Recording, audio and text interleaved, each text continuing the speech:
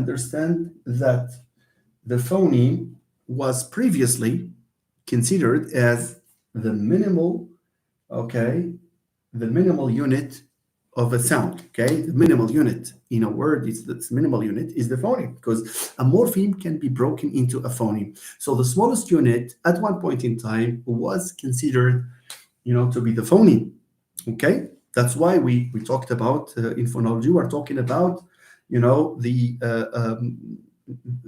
the fact that a phoneme can oppose meanings, can contrast meanings. Okay. Um, this was common, of course, in the Prague school. There was Madrasat Prague in Arabic. It's a Prague school, pioneered by Roman Jakobson and Nikola Trubetskoy. And of course, you have these principles of phonology. Okay. It was in German something, der Phonologie. That's the German translation of it. But anyway, so, but even within this school, it was realized that sounds can be broken into features, except that the features, the features characterizing the Prague school are not the features, they were modified in Chomsky and Halley's ESP. So maybe the first articulation or explanation of features came in this state here. Okay, there was a book published by, it's known as Chomsky and Halley. Okay, the sound patterns of English. Okay, nice. So what is the idea here? The idea is that phonemes are no longer the smallest units. There are even smaller units in in phonology. So let's talk about this.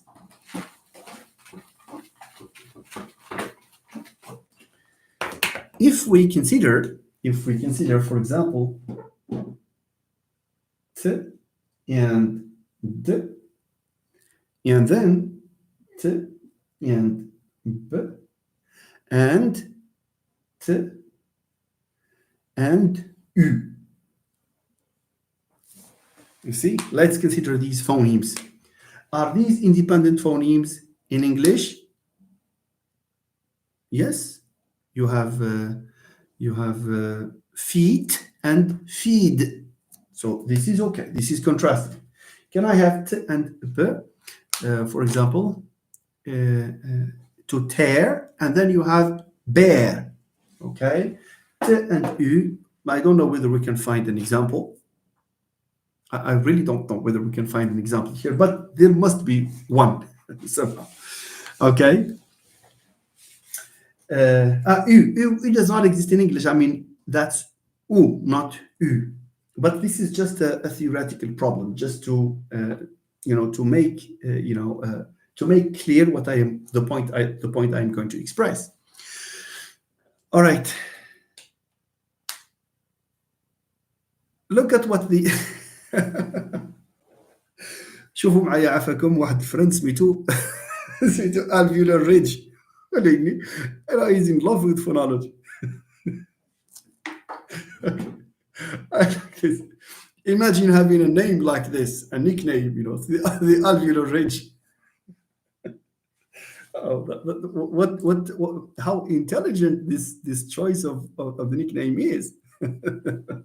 Okay, the alveolar ridge syntax probably, if you mean X bar syntax, and well, it just needs to go on a step-by-step basis. There is nothing that if you don't understand it, if you find problems, understanding it, it means that you have not gone on a step-by-step basis. That's for sure. And if you have specific questions in syntax, we can always answer them.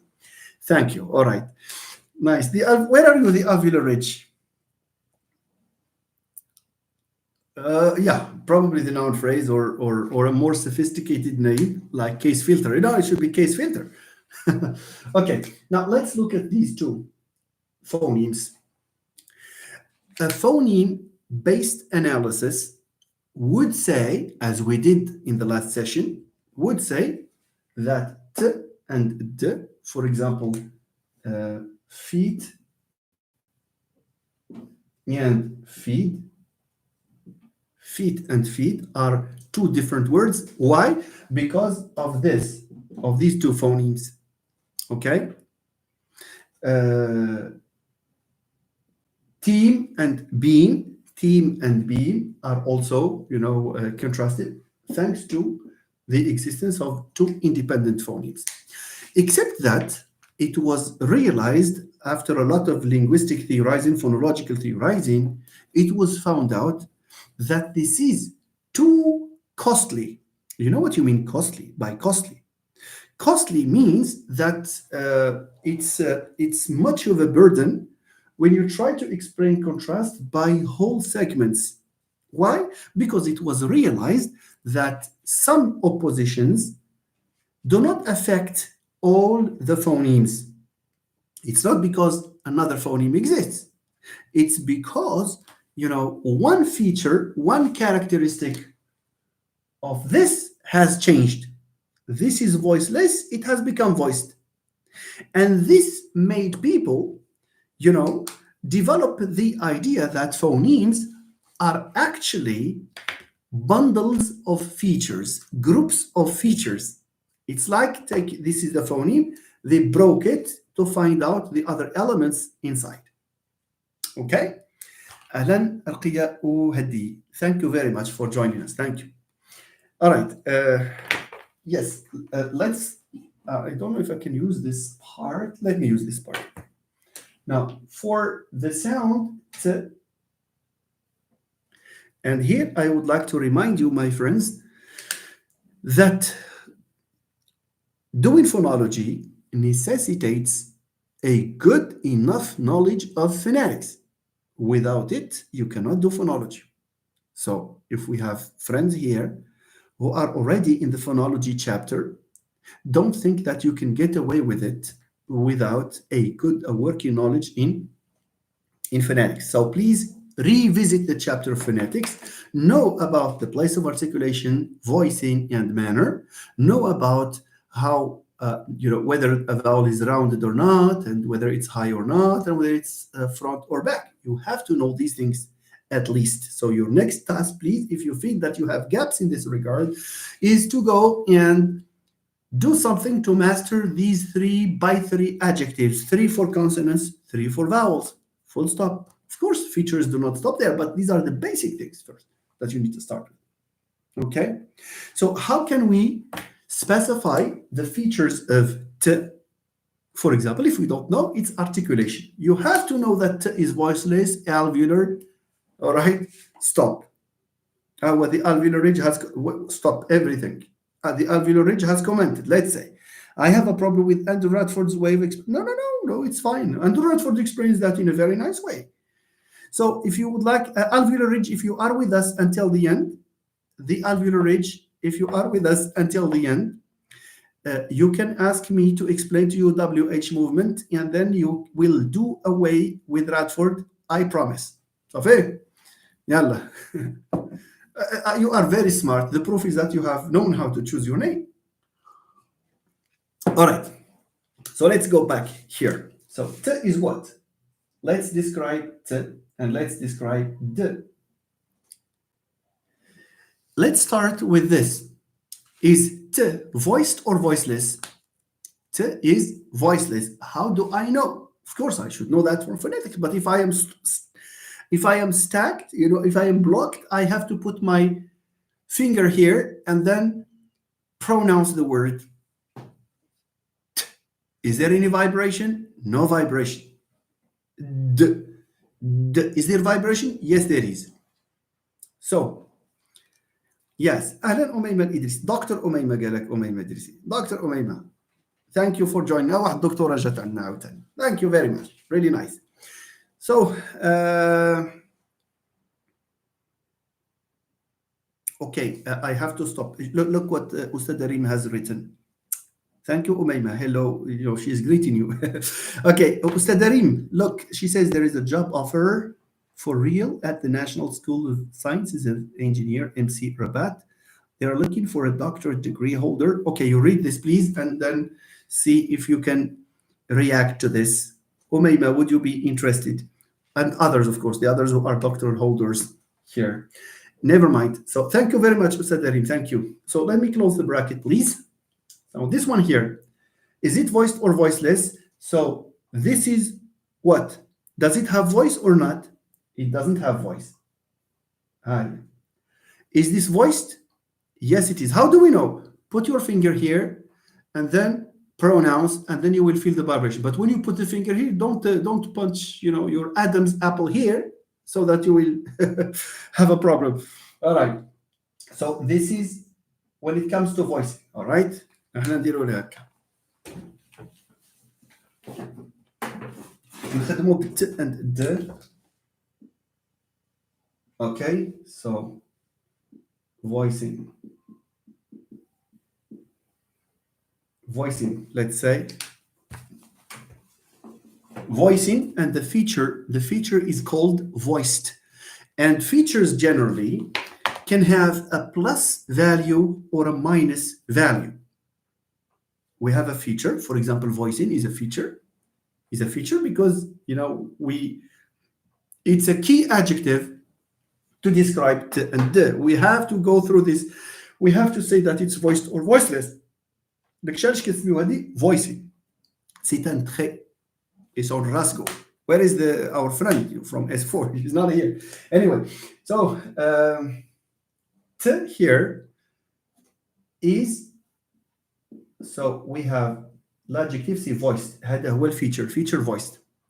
And features are by nature, as Natalie rightly says,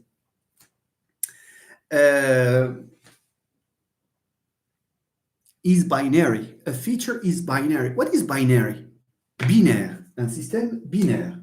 Binary, by means two. Binary means it has a plus value or a minus value. I repeat, a plus value or a minus value. Okay? Look at this. Look at this. If I ask you to give, for example, if you have the adjective smart, forget about phonology. We have the adjective smart. All right? Nice. If I show you this and show you this, okay, and ask you to put the adjective plus smart, which one deserves plus smart? The phone or the paper? Of course, the phone. We call it a smartphone. There is artificial intelligence there. Your academic companion uses it to record videos and to make all the mistakes in editing. And okay, nice. Of course, the phone. This one minus smart. This is plus smart. Now, I have another question. Related to this. Can the phone be plus smart and at the same time minus smart? Can this be plus smart and at the same time minus smart? In the same vein, can t be minus voiced and at the same time plus voiced? The answer is no. Okay, so that's why we say that distinctive features are binary. Is voicing a distinctive feature? Yes, it is. How do we express it? We express the feature of voicing as plus voiced or minus voiced. Now let's do a little exercise. If we have the sound like k, is k here plus voiced or minus voiced? We need to play, to play the game. K, sakt, no voice. So it's the k here is minus voiced. And features, when you express them this way, you need to put them between square brackets. K is minus voiced. How about the sound g?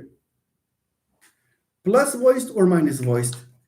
G, there is vibration here, so it is plus voiced. Okay, just like this, it's plus voiced, minus voiced.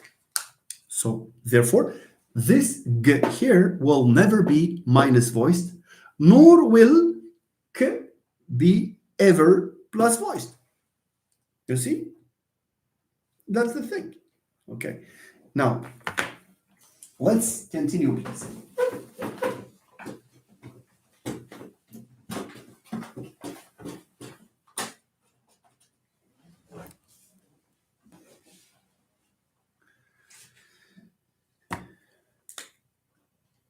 This is, by the way, called voice features. Voice feature. This is a voice feature, okay? And the adjective is voiced, and the expression is either plus voiced or minus voiced. Look at how Si Mustafa, Natalie, okay, and then Mustafa, and then Mustafa. You know, you have written this minus voiced, plus voiced. That's exactly the feature, except that we need square brackets as Si Mustafa did, or as did Si Mustafa.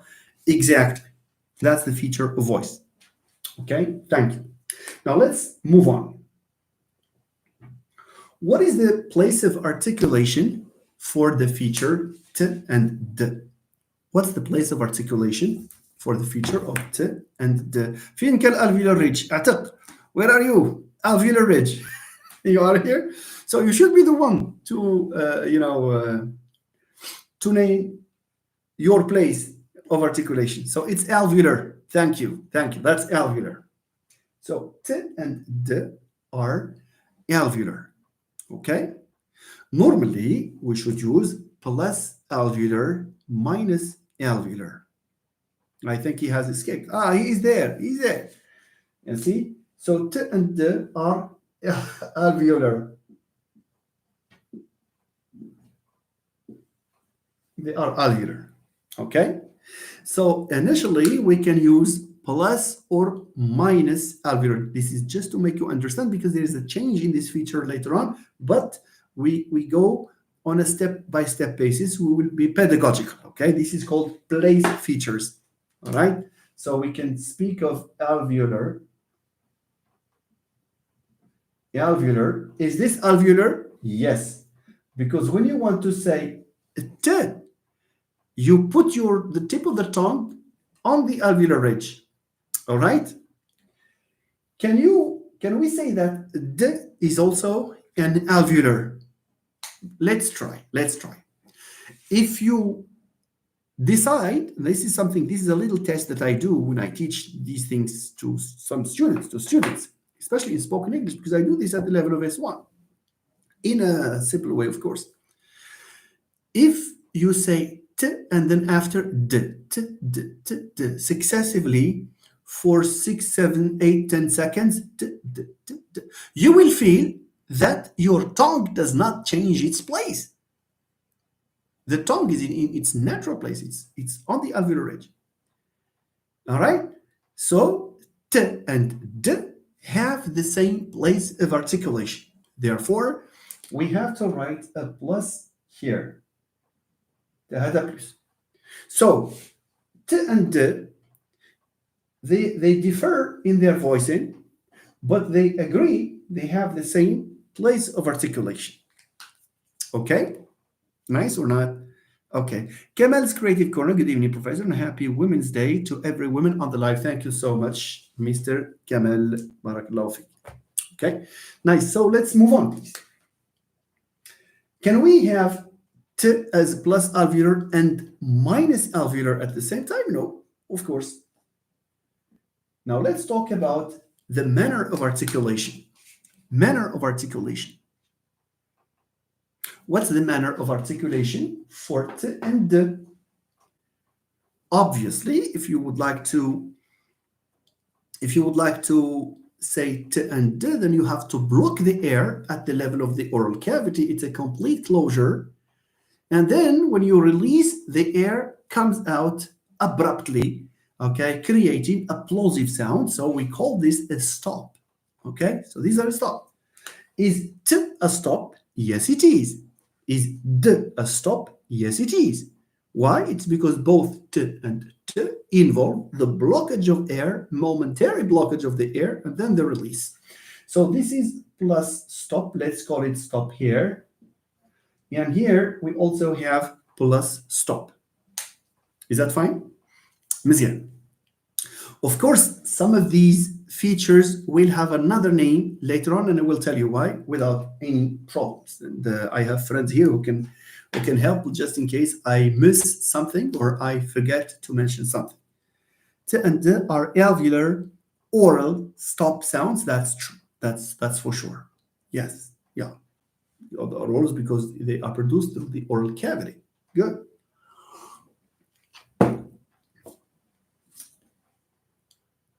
Is that fine here? Now, what's the summary so far? The summary so far is that, contrary to what we said before, and that's one approach, usually the approach is referred to as phonemics, the phonemics approach. We made the point that in a minimal pair, we change one sound for another. And when we do this and obtain two different meanings, it means that we have a minimal pair and that the two sounds are independent phonemes and that each of the sounds can be called a phoneme because it has this contrastive function. Okay, nice.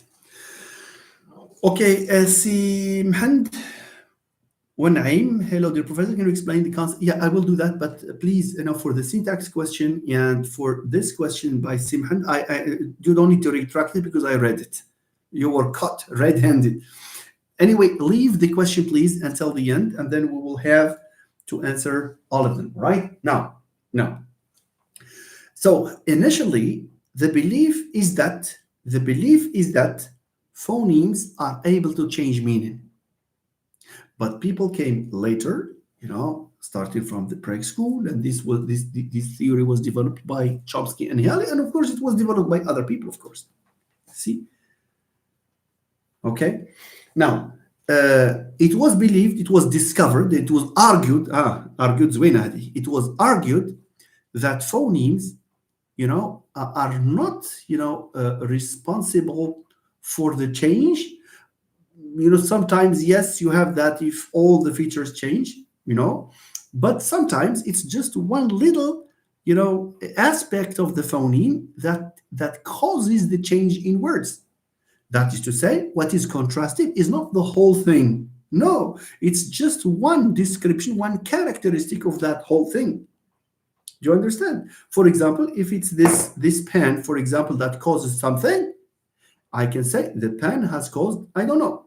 But if I take the lid and it's just the lid that has caused that, why would I involve this part? Do you understand? It's not economic, all right?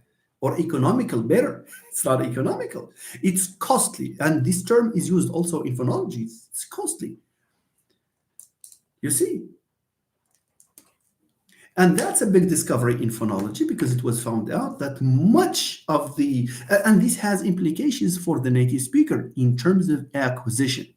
In modeling the acquisition of native speakers, you see, of the phonologic system of the mother tongue. So an analysis based on features is more likely to be more straightforward, more transparent, and less costly in the sense that you have a clearer explanation. You have precision. You will not say it happens here. No, you will say that it's just here. And by the way, this has also implications to speech pathologies. And we have Dr. Umayma here who worked on stuttering. And in stuttering, some people stutter, depending, perhaps, these are factors, there is much to discover in this area, People stutter maybe because there is some interaction between certain features and stuttering, certain features and maybe other pathological problems. You see? And in aphasia, we can bring up features as well, word recognition, these has practical implications in psycholinguistics. All right. So all in all, there is good reason to argue that what is at stake in phonology is not so much the phoneme, but rather the characteristics of the phoneme. Sometimes, as I said, what changes is just voicing. Can I give you an example? Let me do that. Let me do that. Let me give you an example.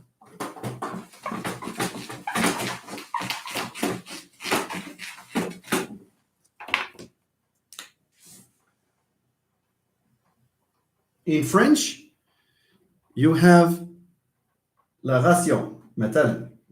Just a hypothetical, excuse my spontaneity, hypothetical examples.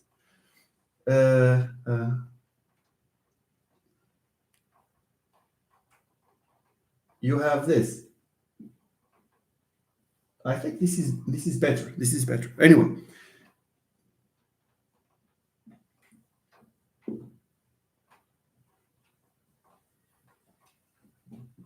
Can we read these words together? Why? Why am I asking you to read these words together? Because I will show you that features can be, can be more relevant than the whole phoneme. بلاتي سي حسن فطري السلام عليكم ورحمة الله. السلام سي حسن، أهلا وسهلا. Thank you so much. مبارك الله فيك سي حسن المجتهد. Okay. اليوم وقيل اليوم إنما يستجيب. That was what has been recited. That's really nice. Thank you سي حسن. But tell us where فين وصلتوا فين in that part. Okay. أميمة ألف لام ميم صاد. ألف لام ميم صاد is for tomorrow, I think. I'm not talking about the Tarawih, I'm talking about Hizb.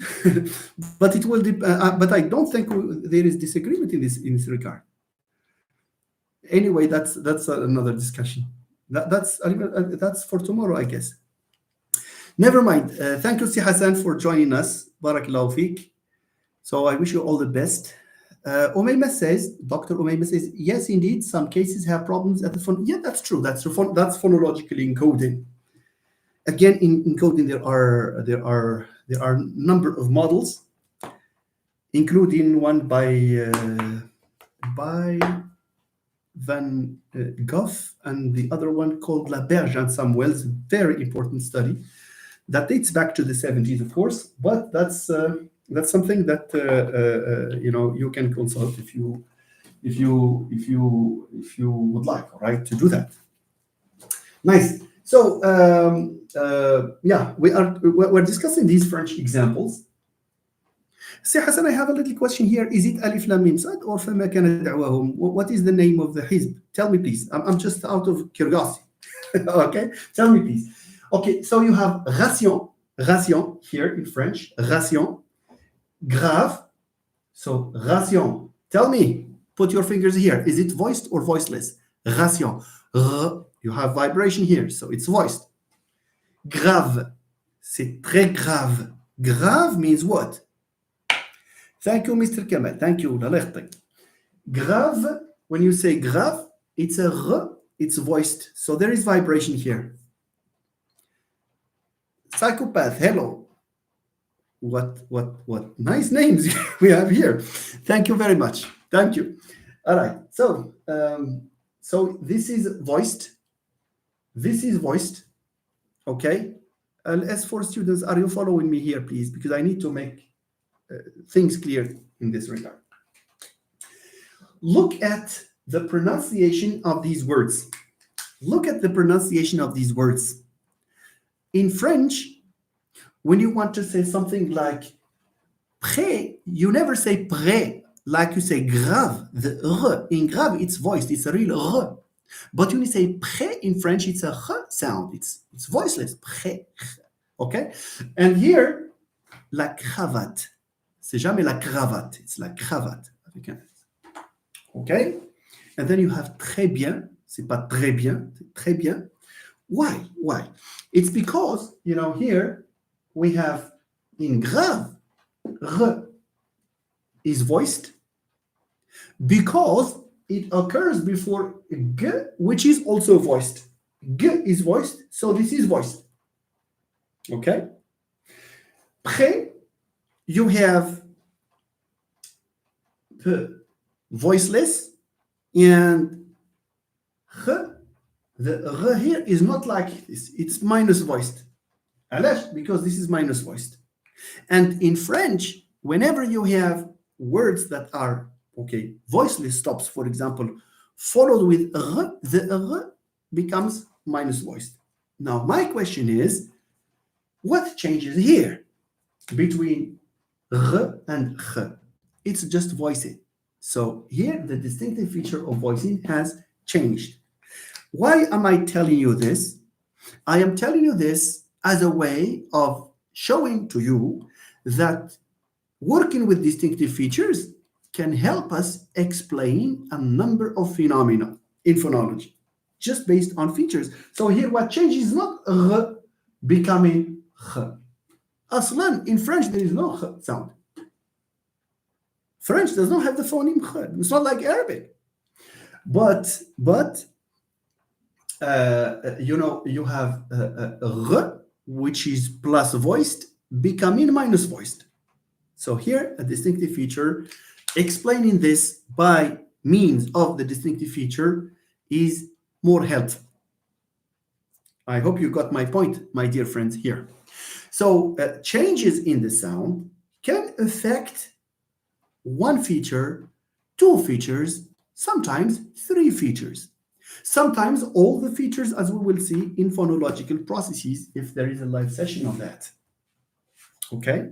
Now, let me clean this out. I have used this in order to, only in order to explain what a distinctive feature is. See, just to explain what a distinctive feature is. That's all. I hope you know what a distinctive feature is now. فينكم S4 students, are you watching a series or or are you watching me here or where are you? Tell me.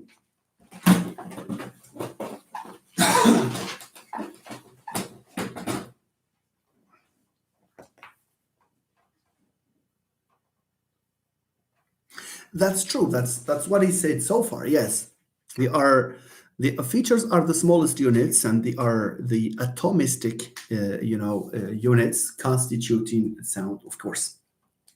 Thank you. You are following. You already know this. You and Mustafa Murshid and Saeed and all. I know that you know, but my target were specifically the S4 students who asked me. Siham is here. I think, never mind. Anyway, let me explain this, and they can come back to the video if I don't. If Mustafa قال لك هربوا. If I don't delete it, I don't. You never know. You never mind. Usama, as a first-year student interested in phonology and phonetics, what advice would you give me, Professor? مزيان. Si Usama, I don't know if I can answer you here or move on. Anyway, very quickly, the advice is just هذا سؤال مهم. شوف, عندك phonology and syntax are so technical that you really need to start with easy materials, with easy textbooks, little by little. Because in syntax, if you want to read about, I don't know, government and binding theory, you have to know about the architecture of X bar theory first. You have to know about maybe phrase structure rules. You need to start on a step-by-step basis. It's like a chain.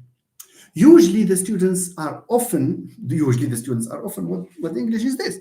Okay, students are often faced with this problem of jumping directly to read about a framework in syntax, in phonology, for example, that is so advanced. There are concepts that necessitate coming back or going back, to the, to easier textbooks, to introductory concepts, and then you move on. So if there is a piece of advice I can give you, my friend, it's just to read, textbooks that are introductory, that introduce, concepts, in an easy way. And there are many, of course, like George Yule's The Study of Language, like Fromkin and Rodman, Introduction to Language. These are very nice textbooks. They explain to you things in a very nice way, but don't jump to difficult stuff. That's the secret there.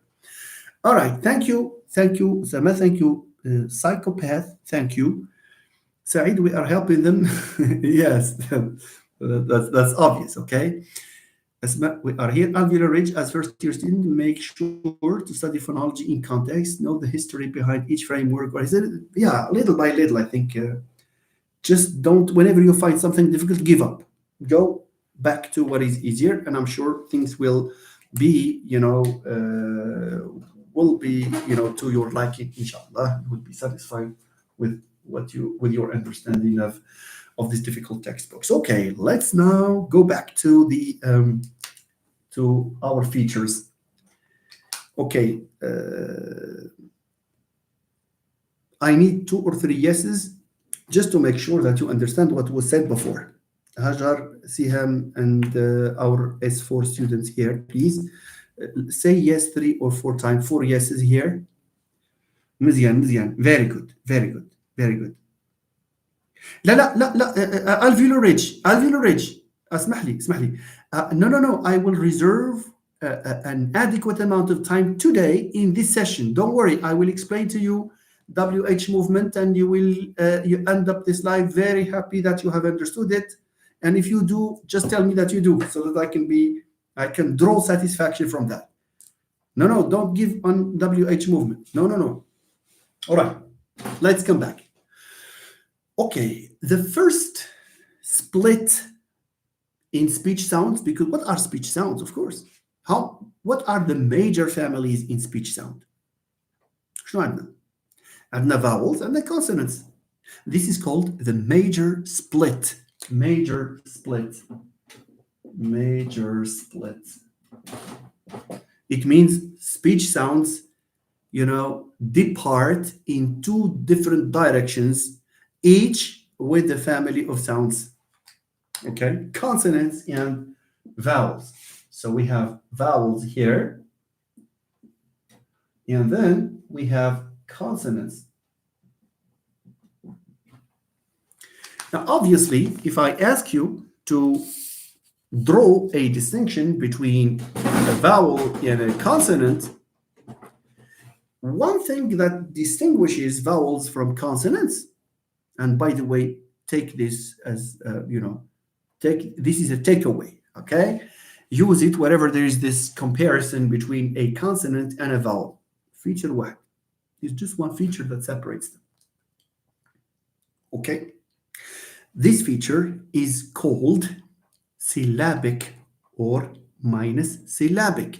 كيفاش minus syllabic? Especially I'm talking to S4 students, okay? Okay. Just imagine we have a word like cat.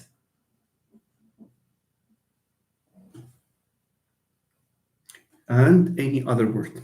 But let's just focus on cat. Can we say that cat is a syllable? Because we need to know about the syllable. Yes, it is, because if you want to sing it, I like that cat. Cat is a syllable. I like that cat. Each tap on the table corresponds to a syllable. So you can play it by ear. Very good. Okay, so cat here, this is a syllable. Yeah, we call it syllable. Syllables have 3 elements. Yes, cat has 1 syllable. Thank you, Sikamal. That's very good. Yes. Cat has 1 syllable. It's just 1 syllable, not 2. Let's try intelligent. How many syllables are there in intelligent? Sahla. You just need to sing it. Just need to sing it. You are intelligent. Arba. Intelligent. Intelligent. Arba. 4. So here, this is 1 syllable. Now, if we take each syllable, then of course you have a consonant at the beginning, and then you have a vowel, and then you have another consonant. Now, just between brackets, you may not need this for distinctive features, but just to explain to you the feature that distinguishes the two. So this first consonant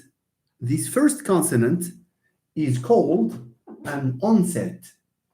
Onset. هذا. So if someone asks you, what do we mean by onset in linguistics? Answer them that onset refers to the first consonant in a syllable. I repeat, we have a syllable. The first consonant is called an onset. Okay, let's move on. All right. Here we have a vowel. The vowel is called a nucleus. Le noyau, nucleus. This is the nucleus. This is the C. كتبه بحال الدي. But a minute. Nucleus. The nucleus. The last consonant in a syllable is called a coda.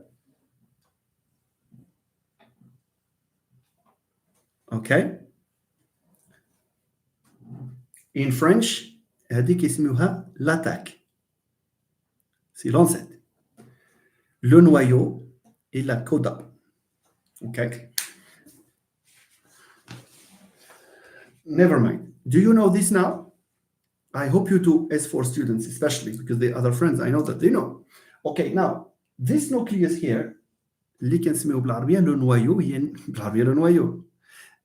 En français, le noyau, نواة بالعربية. هي النواة. النواة هي nucleus. Le pluriel, c'est nuclei. This one here, without this nucleus, a syllable cannot exist. Okay? Thank you for your reactions. Okay, nice.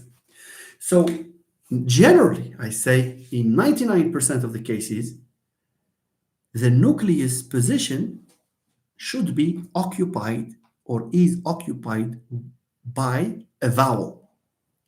C'est la voyelle qui occupe le noyau de la syllabe.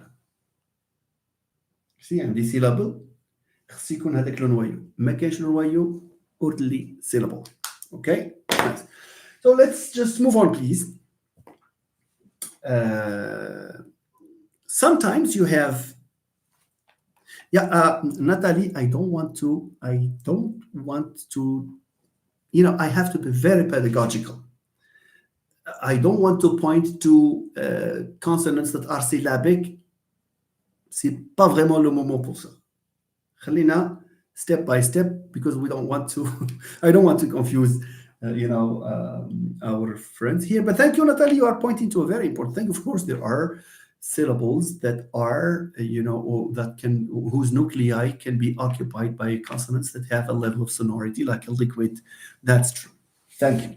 Thanks, Natalie. Okay. Now, just imagine you have Ahmed. Le mot Ahmed. How many syllables are there in Ahmed? Let's sing. Happy birthday to you, Ahmed. Ahmed. So, we have two. You see? ولكن musically, how can we, where is the first syllable in Ahmed and where is the second syllable? You have Ahmed. So you have this. Ahmed is something like this. And then you have, this is how you write it. And then maybe something like this. And here you have the first syllable is this. And then you have the second syllable. Let's concentrate on the first syllable. Does this syllable have a nucleus? No, it does not. ماشي مشكل ما يكونش nucleus. Does it have a coda? Yes, it does. Does it have a nucleus? Yes. Nucleus هو اللي nécessaire. If you want to use the word amin, you say amin in Moroccan Arabic. If someone says something good, say amin. You see? Amin, if you want to simplify Amin, or the proper noun Amin, Mr. Amin. Happy birthday to you, Amin, Amin. Okay, Amin here. So you have what? And then you have Min, just by music. So in syllable, it's music. So here we have one syllable, here you have another syllable. Does the first syllable have an onset? No onset. Does it have a coda? No coda. ولكن راه ما يمكنش تكون syllable ما يكونش عندنا نويو nucleus. Donc nucleus is necessary and it's mostly occupied by a vowel.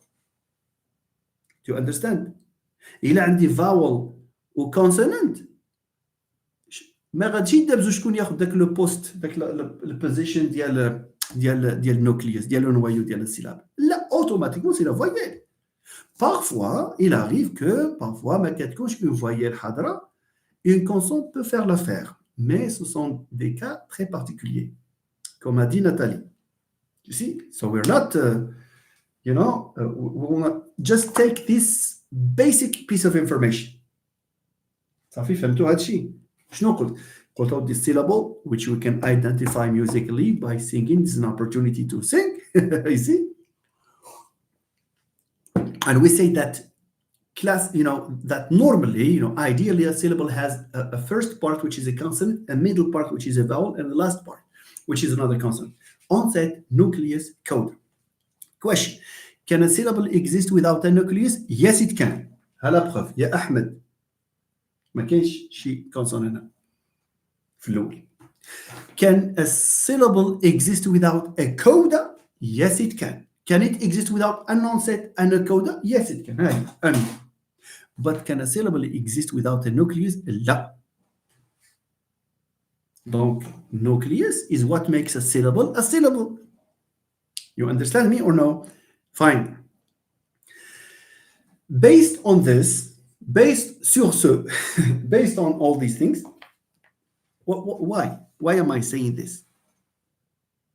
It cannot exist without a nucleus, Mustafa. Thank you. In Moroccan Arabic, the onset is obligatory.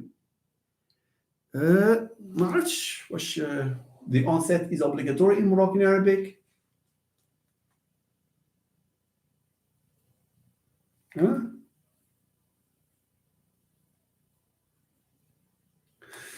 Yeah, but the onset in the sense that, for example, it's not ulad, it's wulad. Wulad فلان. That's yeah. But we definitely need, I don't know, this has escaped me. What I am sure of is that you cannot have a syllable with a shva as a nucleus, okay, without a coda. All right, so let's just move on.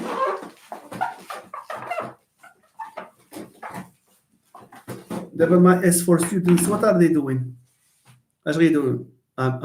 They are saying to themselves, أجب هذا الشيء distinctive features. Let me tell you. Now, vowels and consonants differ on the basis of whether they can occupy the nucleus of a syllable or not. So this is already a feature that هذا الفيتشر هذا اللي غادي نقولوا دابا هو اللي كيحيد عليا لي فوايل بوحدو ولي كونسون بوحدو. Ça dépend واش عنده بلاس ولا ماينس. You see, شوفوا معايا عافاكم. So, vowels are usually, because they can occupy the position of the nucleus of a syllable, we say that they are plus syllabic. Vowels are plus syllabic. Consonants, except for the select few cases, are generally minus syllabic. Minus syllabic. اصلا هذوك الفيو كيسز اللي فيهم بلاس سيلابيك راه فاش ما كتكونش لا فويال. اوكي كيقولوا لي فرونسي كون لو شا بار لي غا سو ميت ا دانسي شي حاجه بحال هكا. اوكي you know syllable syllabic like syllable هكا syllabic. Very good. Do you understand now? What you said has vowels. I said zift has no. Yeah. Zift has for zift in Moroccan Arabic, Mr. Alveolar Ridge. There is an analysis that says in zift you have a shva, an epenthetic shva between z and f. Zift, making z as an onset, and then you have this underlying shva, and then f, and then t. That's one analysis, and this is exactly what Natalie was pointing to. So we are not going to discuss, when I introduce this to beginning students, to S4 students, I cannot start with exceptions. And by the way, if you ever, I don't know if you're teaching somewhere, but this is a piece of advice for my friends here. When they are in the profession, they have to be very careful. I know that you cannot bring everything and cram their heads with difficult stuff. They will not understand you. العبرة في التيتشين واش مفهوم ولا ما مفهومش. العبرة في لونسينيومون واش الناس كيتفهم لك ولا ما كتفهمكش. كيفاش غادي يفهموك؟ غيفهموك بيان سور إلا خديتي داك لو كونتوني وعطيتيه ليهم بشويه بشويه درجه بدرجه كما تنقولوا. اما الا جيت انا دابا نقول اودي كاينين هادو بالحق كاينين وغنقول لهم دابا كاين الر كاين هاد لي مو هادو بالعربيه كاين الامازيغيه نقول لك الامازيغيه انا نقول لك جو بو برودوير توت اون فراز ان امازيغ انت شلحيت راه ما كاين لا شفا لا والو توت اون فراز. Et alors, est-ce que je veux traduire هادشي S4 students? No, I'm really sorry, but you know, à chaque niveau son objectif. دابا حنا l'objectif ديالنا هو نفهموا زعما لا باز هاد لي تري هادو. We are not discussing a phonological issue in any other language, and I apologize, to say this. But beneath this is camouflaged, all right, a piece of advice for future teachers. Okay. Si Said, I think that this is interesting what you are saying. Onset is undominated in M8, Professor. M8 does not allow onset less syllables. I'm just answering your question. Thank you so much. You're making the point clear. Thank you. All right. Thank you, Si Said. Yeah. So you can see how optimality theory can answer such questions. Bilal, hi Professor, could you please go back to my question in the previous comment? Bilal, paste your question here. It's a bit, just all that you need to do is just paste it here and I can read it. Okay? Thank you, Bilal. Is it clear here? دابا l'objectif ديالنا هو distinctive features. Do you understand, ladies and gentlemen, the distinctive features plus syllabic minus syllabic? Thank you, Nathalie. Barakallahu. Thank you. Plus syllabic minus syllabic. Donc, if I have a and t, what is the feature that makes them different? There is one feature, وحده اللي هو plus syllabic. This is plus syllabic. This is minus syllabic. سهل. All right? Yeah, look at Uthman says, Uthman Boukhzar, the golden rule in education says one difficulty at a time. Thank you. Thank you, Umayma. Thank you. Dr. Umayma, I still need to train, my tongue on saying doctor here, right? Very good. Okay, let's move on, please.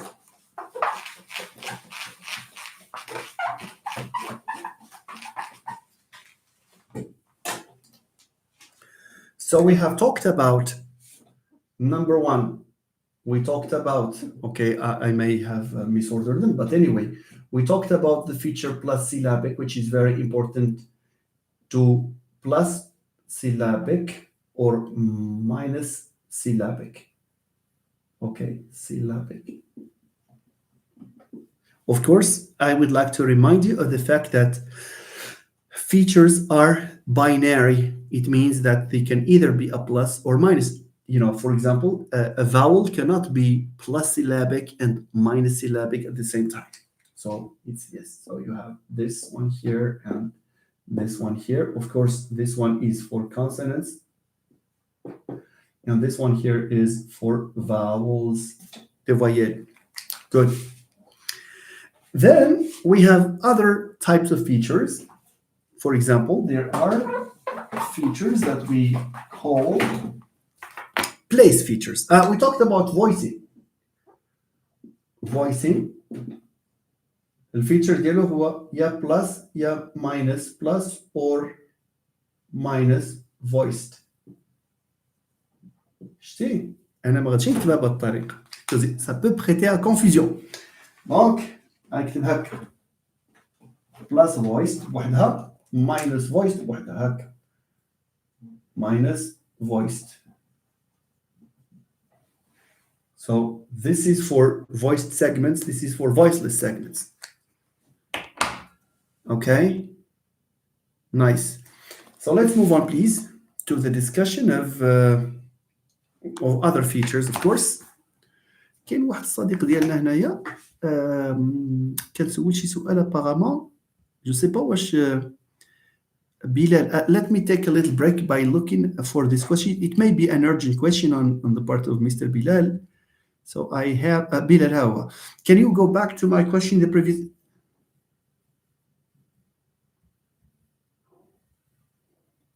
Bilal. ما عاودش la question ديالو. So let me just go and see. He says, can you go back to my question?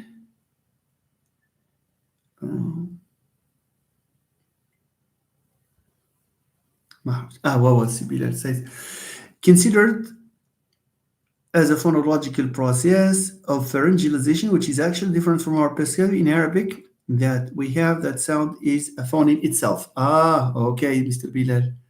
I think you have a part here that you have missed. Yeah, very good. Okay. Now, let me mark a pause here, my friends, my S4 friends here. I will finish this. Just some patience because it looks like Bilal has an urgent question here. Hello, Professor. I hope you are having a great time. Thank you. I have a question related to secondary articulation in phonetics that we have the sound h in Arabic and it's considered as phonological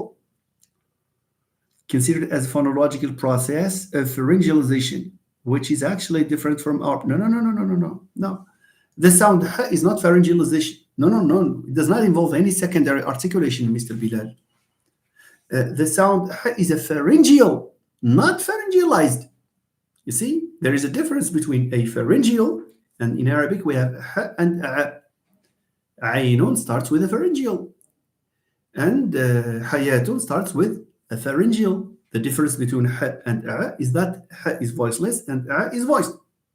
Now, pharyngalization is a process. It's a secondary articulation, and it's also a process. As a secondary articulation, what is secondary articulation of pharyngalization in Arabic? Okay? In Arabic, when I will clear this, no worries. When I have this, the word for the sword is safe. And we have saif, which is summer. The sword and summer. In Arabic, sayfun and sayfun. So what's the difference between sin and sad? What's the difference between s and s? S, is it voiceless? Yes, it is. S, is it voiceless? Yes, it is. S, is it alveolar? Yes, it is. S, is it alveolar? Yes, it is. S, is it a fricative? Yes, it is. S, is a fricative? Yes, it is. So what's the difference? The difference is that when you pronounce so, and we have it also in t and to and d and do and in the and the. You see?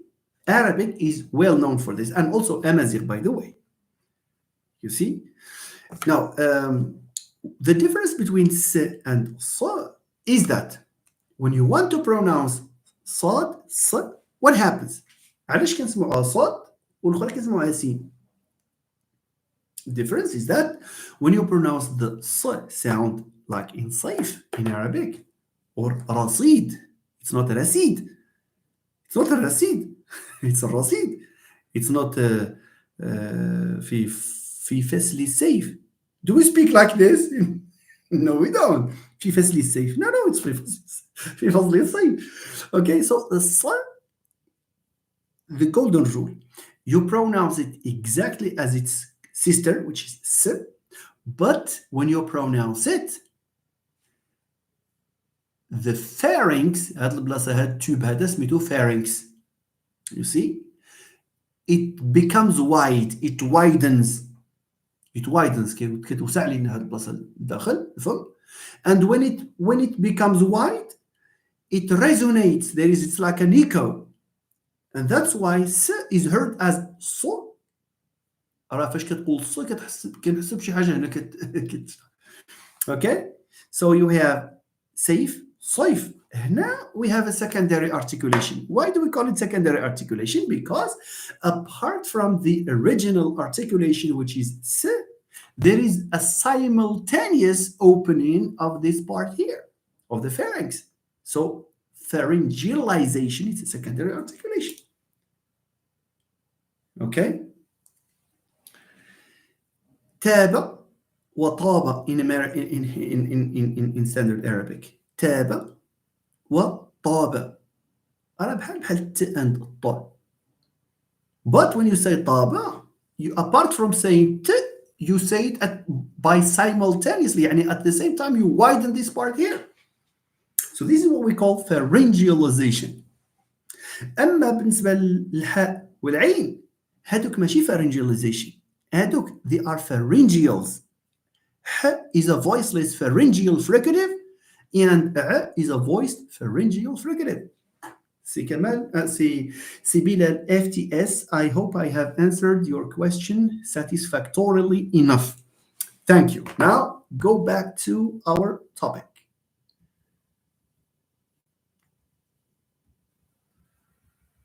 Let me read if there are any follow-ups to this, especially from Bilal here. Bilal يمكن ما yeah. Now, Faiza, it's not in the place, yeah, they have the same place of articulation. The difference is in the coloring, that it's like you have a sound, you give it another color by widening this part here. Yeah, sibilant. The root of the tongue goes back to the pharynx, and consequently, the pharynx widens. It's like it puts pressure to create more space. Thank you. Okay, now let's go back to what we are doing here. All right, so we talked about voicing, and we can talk about manner features, of course. For example, we talk about now place features 3. Let's talk about place features. Now I would like you to, for example, what's the difference between b and m?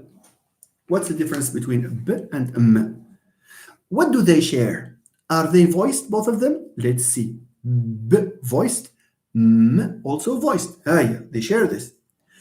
Are they, what's the place of articulation for both? They are both bilabial. Bilabial. B, m, you can see that without even hearing me, you can see that I'm saying these things. So both of them are voiced. Both of them are bilabial. Are they stops? شنو هي stop? A stop characterizes a sound that involves blockage at the level of the mouth. When I say b, do I block air through the mouth? Yes, I do. So it's a stop. When I say m, do I block air at the level of the mouth? Yes, because you say m, the air does not go through the mouth. It goes through the nose, but it's not our business. Okay? So this is also a stop. Voila. So, but there is something that makes them different. You notice that b is an oral sound and m is a nasal sound. Nasal because when you say m, you get air through the nose. So here we say that b is minus nasal, m is plus nasal. So here b is minus nasal, m is plus nasal. So this is minus nasal, and this is plus nasal. Is that okay, my friends? I hope it is. Thank you, Amar. Faiza. Yeah, that's true, Faiza. That's true. All right. Both are stops, Natalie says. They are bilabial. Said too. Thank you very much. Thank you. Okay. Now let's move on.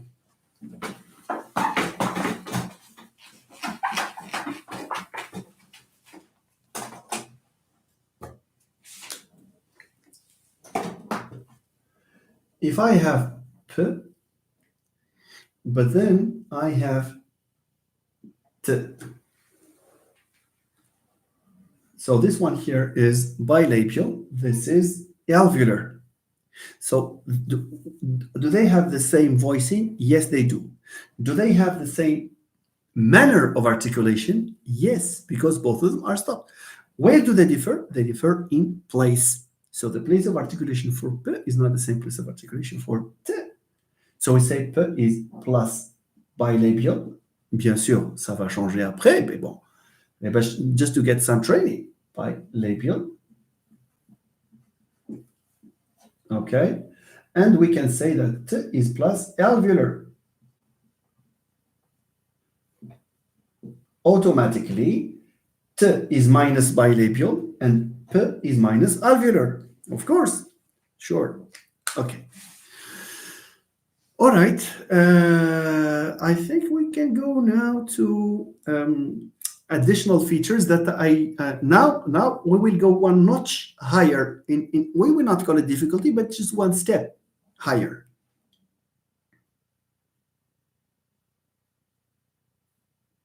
Yeah, let me finish just one point. I had in mind saying this.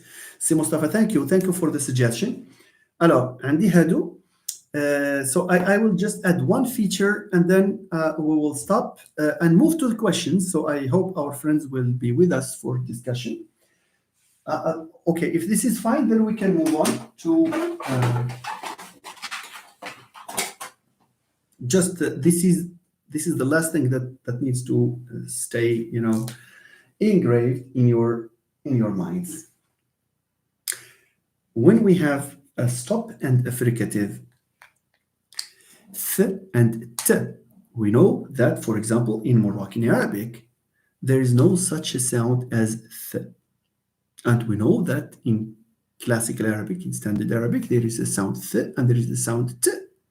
Now, just imagine I say tlata, I say number 3. In Moroccan Arabic, it's tlata. In Hassaniya, it's thalatha. Okay? With the beautiful shva insertion there. Okay? Nice. So here we have a difference between t and th. This is a stop. This is a fricative. Yeah, I know. I see Mustafa. Yes, that's why I say thalatha. You say thalatha. Okay, that's beautiful to hear. Hassaniya is just a beautiful, version of Arabic where you have a lot of words from classical Arabic and so many words that are rooted in Amazigh. Okay, this is language contact. Okay, so Aqila, my S4 students are already asleep. Like it's haruj zipa. Okay, never mind. So t here, t. Yes, that's true. Professor Siraji, I think she was alluding to the proverb that I say. Yeah, you have that. You say نتغداو, not نتغداو. Yeah, that's true. I remember my friends from Blayun, from Dakhla. I, spent very nice moments with them as students at that time. Thank you, Asma, for pointing out that you are still here, just to make sure. There is one thing I would like you to remember. Of course, we will come back to further distinctive features, but إلا فهمتوا غير هذا الشيء اللي قلت لكم سورتو بلس سيلابيك ماينس سيلابيك. شوفوا عقلوا غير على هادو الله يخليكم. ثلاثه الحوايج اليوم عندكم ثلاثه distinctive features: plus minus syllabic, plus voiced minus voiced. Okay, and then this third one. إلا عقلتوا على هادو, it's a success for this session. Okay. Now, if you have a fricative, if a sound is a fricative, th, what does th, f, s, what do they involve? What do they involve? When I say th, is the air blocked? No, it is not blocked. F, is the air blocked? No, it is not blocked. Sh, is the air blocked? No, it is not blocked. P, is the air blocked? Yes, it is blocked. K, is the air blocked? Yes, it is blocked. As you can see, so we have a difference between the sounds that are articulated by leaving the air continuously flow through the mouth as we articulate them, and there are sounds that involve a blockage of the air. So the sounds like fricatives, for example, that are articulated by allowing the air to get out of the mouth, the air continues freely. is not stopped. It continues freely. So the feature that we use to describe these consonants is the feature plus continuant. علاش؟ لأن the air flows continuously. So we say that th is plus continuant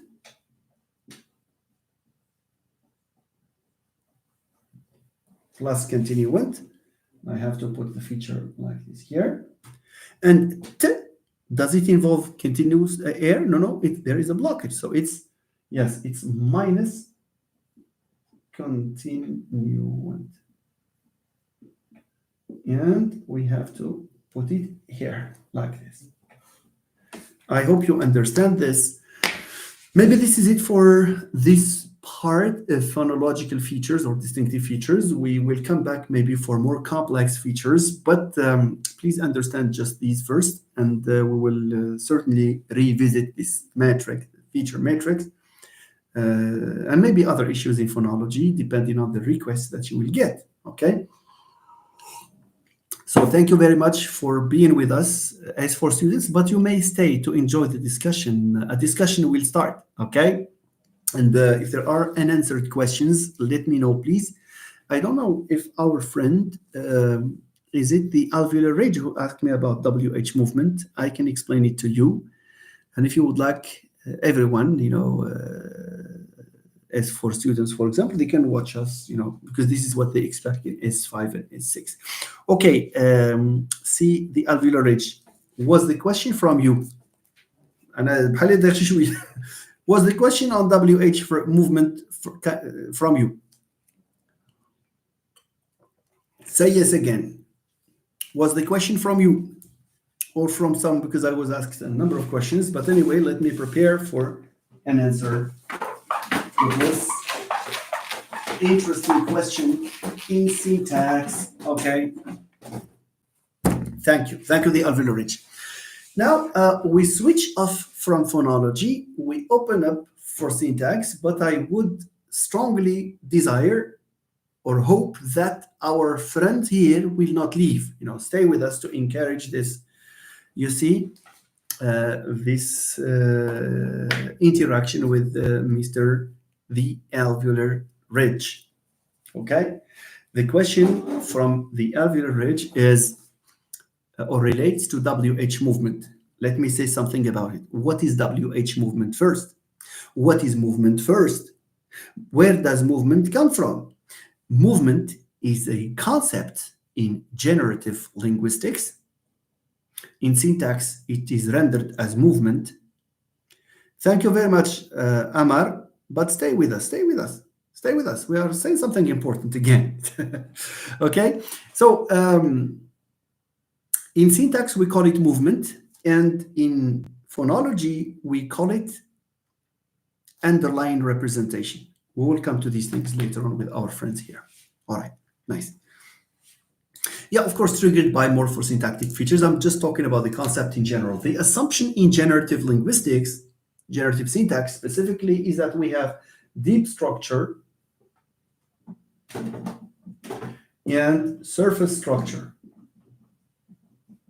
Surface structure, and of course, processes and transformations mediate the two levels. Now, if I have a sentence like the following, where did you go? Where did you go? We have a clear case here of WH phrase because where here is generated post-verbally. Here, it's like you went where. And by the way, Moroccan Arabic is a language that involves WH movement. Some dialects of Arabic, like Egyptian Arabic, is a language, is a variety of Arabic that does not involve WH movement. We call it a WH in situ. Okay, where did you go? Where is the deep structure? That's true. It's not where did you go? Where is deep structure? La la la la. It's you did something like this. Go where. In Egyptian Arabic, it's not fin kunti, it's kunti fin. Okay? So they don't move WH. In Moroccan Arabic, no. We move it just like English does. Okay? So there is good reason to believe that, by the way, one argument that where here originates here, okay, resides in the answer. Resides in the answer. Because the answer to where did you go? It's I went, here you go, to something. So the answer of where is always here. Okay? Now, what happens is that in WH movement, okay, let me draw a tree diagram. That in WH movement, we have the complementizer C0. C0 has the feature plus WH.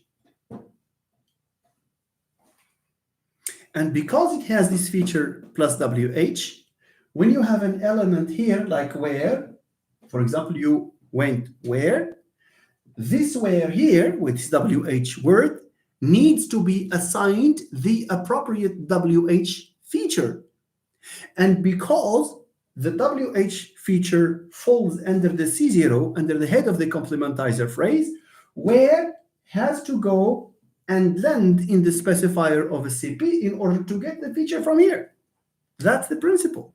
By the way, movements occur or take place in languages because of this need to pick up the appropriate features.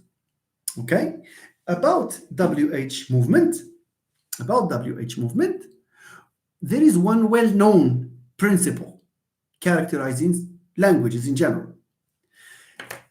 The landing site, شوف, landing site is where it ends. That's the landing site. هذه اسمها the extraction site. So the extraction site and the landing site. Okay? So take it, take it as a principle, as we will see now.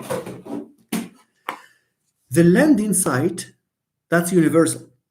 The landing site for a WH, for a moved WH phrase, is the specifier of the CP.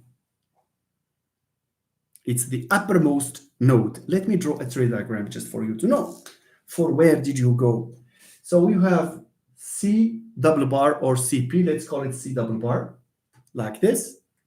And then you have a spec CP, a spec. I will come to explain something about it. Of course, we have C double bar here. We have to have C bar, and then you have C0. Because we have a question here, the features of this C0 has two features. It has plus or minus finite, and it has plus or minus WH, since we have a question here. So we have the feature here of plus WH. How? Okay.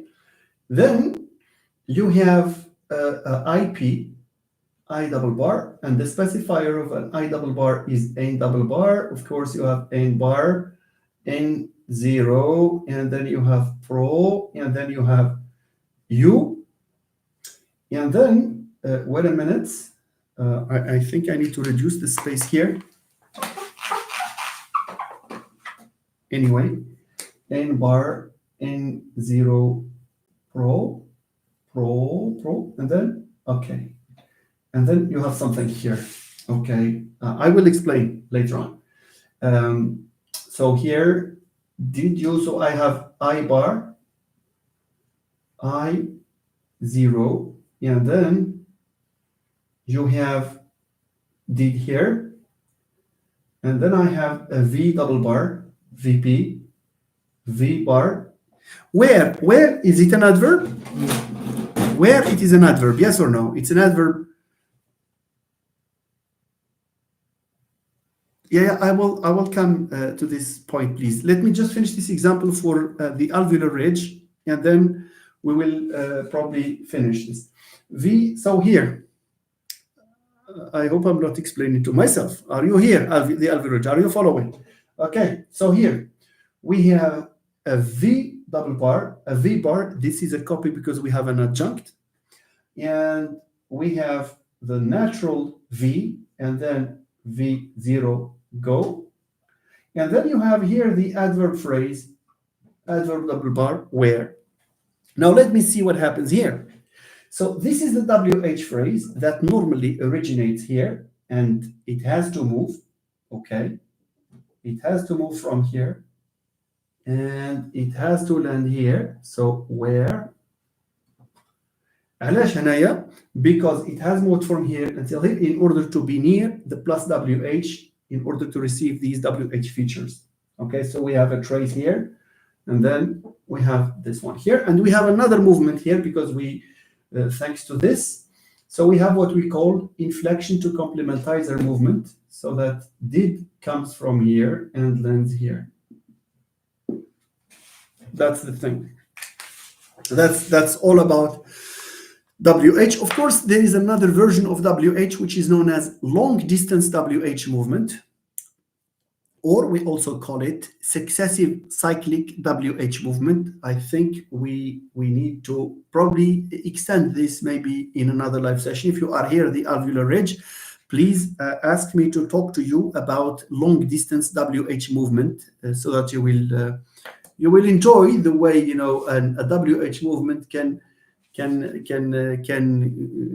relax in bahat al-istiraha. That's what I tell my students, in intermediate CP specifiers before they land here. And of course, the main quest for these moved constituents are just appropriate features. Thank you. So I consider that this is answered. All right. Si Mustafa, you have a question there, and let me read it. Si Mustafa says, can you please share with us your thoughts on the pedagogy of teaching the English language, both in English departments or departments where it is taught for specific purposes? Thank you, Professor. Yes, okay. Now, in both cases, Mustafa, there needs to be heavy, intensive preparation. Teaching a language without preparation is amounts to a failed project. And this is exactly what some people in some private schools especially cannot understand. They think that by speaking like an American or like a British, like a native speaker, you are able to teach the language. Knowing the language is one thing, being able to teach it is quite another. That's the first thing. Now, for general English, I would agree with you. There is enough literature, there is enough training. Most of the training that is done at training centers are meant to teach general English. I would agree with you. English specific for specific purposes presents a challenge in some sense because, number one, not enough training has been offered to teachers in this regard. Number two, compared, of course, to teaching general English. Number two, it's relatively recent. It's a recent episode in Moroccan ELT. And therefore, this is still subject to a lot of debate. There are problems relating to what to teach, to whom, and when. Also, there is this issue of needs analysis that is oftentimes not, conducted appropriately. People assume that the audience for English-specific purposes is the same as the other. The other types of English teaching experiences. The thing is that one of the problems that a teacher is likely to face is the heterogeneity characterizing the groups. Sometimes you are given a group of 40, 45, 50 or more, assuming that you will teach them, for example, legal English, only to find out, to your dismay, to your disappointment, that they still grapple with the basics of the English language, let alone, legalese or legal English. So this is a problem in itself. What to do in this regard? Are you going to fall back on general English, or are you going to press ahead, regardless of whether the students in front of you master the prerequisite of general? They have minimal knowledge. These are some of the challenges. My belief, because you asked about my thought, my belief is that it's far more challenging to teach English for specific purposes than it is to teach general English, despite the fact that in both cases, intensive preparations are necessary. If there is one salient feature that characterizes that characterizes ESP is the fact that there is a lack of an adequate. It suffers from this adequate needs analysis, and of course this is accompanied with the curricula that need to be matched to those needs. Oftentimes teachers use textbooks that are used elsewhere, in other contexts, and then they bring them and they one size fits all fashion, and it's some sort of imposing them on students, and this can create a lot of challenges. So a needs analysis is necessary. A pre-test, it's like a test de classement, just to determine the level. This is really, really, displacement test is really necessary, at least for the teacher in concert with the administration, at least for them to separate groups, because the worst that can happen to a teacher, you will, this is an opportunity for you to feel that you are redundant. It's when you are faced with the challenge of catering for the needs of not low achievers, but people who come with a low level in the language, and you impose on them a curriculum that requires, among other things, a good mastery of the English language. This is one of the challenges, of course.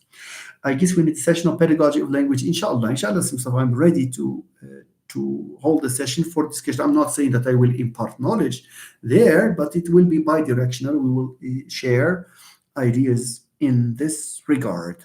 Alveolar Ridge says, is there only one evidence, echo questions, that WH expressions originate in complement position of the verb?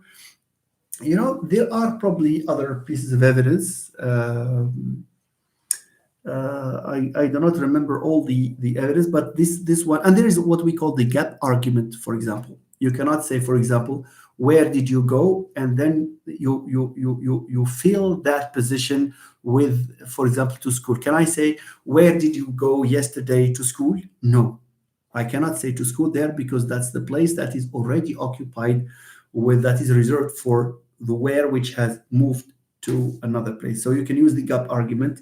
Like finally finding a research gap only to find out that you misunderstood the literature. It like finally finding a research gap only to find. I'm sorry, I did not get the point here, Mr. Alveolar Ridge. Would you kindly say that again? Thank you. Okay, and Natalie is asking a question. Would you kindly explain the importance of semantic preference in language learning? Concept of semantic preference, is it in the course of data collection, or semantic preference in course of maybe acquiring vocabulary, and people probably associate one of the meanings to a given word at a time when it's the other meaning that has to that does not fit. So this is one way of explaining why people misuse vocabulary. It's because probably this is the effect of it can be due to the mother tongue, that's for sure. It can also be, and you have to analyze that, Natalie, if there is something in your research that is close to this. The alveolar ridge, I am still waiting for you, please, to rephrase this comment so that I can understand it, okay? Yes, in acquiring vocabulary, yes. Probably one of the studies, a researcher can choose to delve into this issue by looking for the reasons why there is this semantic preference for this or that meaning. This can be influenced by the mother tongue, because the mother tongue is known to interfere with the target language, and this can also be due, okay, to sometimes it's just in case you study, you consider the people who study English, sometimes there are words in French that are roughly the same in terms of their form, in terms of their writing, but the meaning is quite different. So probably this can contribute to people clinging to one meaning because they think it's the same. But this is also possible, but it can also be But this can be also influenced by what Selinker calls transfer of training. Okay, maybe the teaching experience, maybe the they have seen one word in a context in a textbook, they have an exercise, etc., and they transfer that into they think that it applies everywhere. That's possible, of course, and there are other factors that one needs to consider. Surely. Thank you. The alveolar ridge says, I was just joking, like coming to teach legal English until you find you that you have to teach English right from the start. That's true. That's true. It happens. It so happens, and it happened to so many people, and it happened to me, long ago.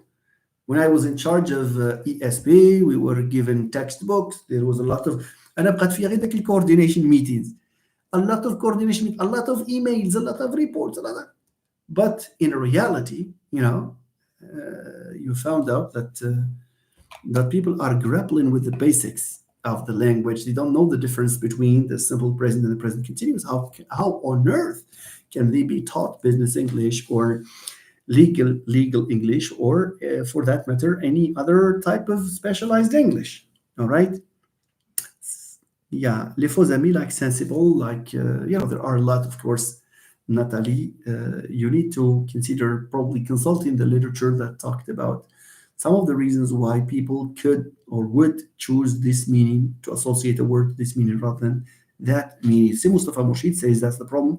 Alveolar ridge, we tend to focus on what is linguistic, that we forget there are other skills to learn and which will be needed in our academic careers later. That's true. That's for sure, Si Mustafa. I cannot agree more. Okay.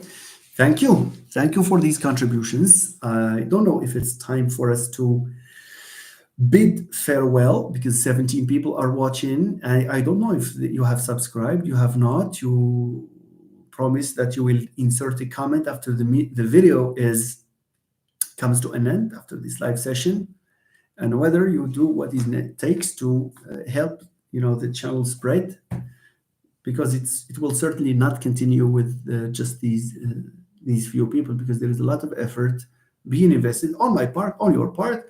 But I think that there needs to be some recognition in the form of likes, in the form of free of charge, of course, contributions from you.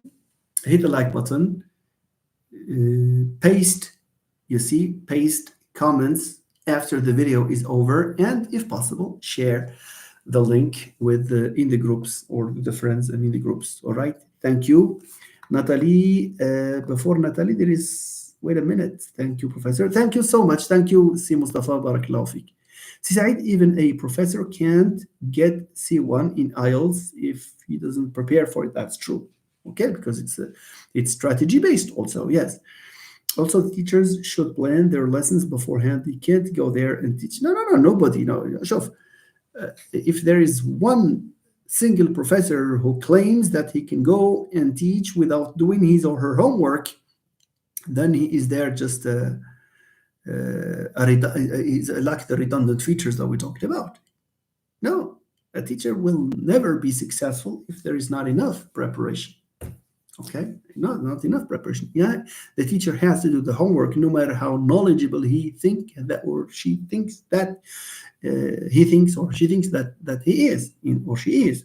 Okay, thank you, Si Said, for this contribution. Of course, thank you for your amazing lectures. Thank you, Natalie. Feedbacks. Thank you, Barakallahu Feek. Thank you, Siham. Thank you, Faiza. Thank you so much. Barakallahu fikum. Hajar, oh, you are still here. S4 students are still here. Bravo alaikum. Kemal's Creative Corner, thank you so much.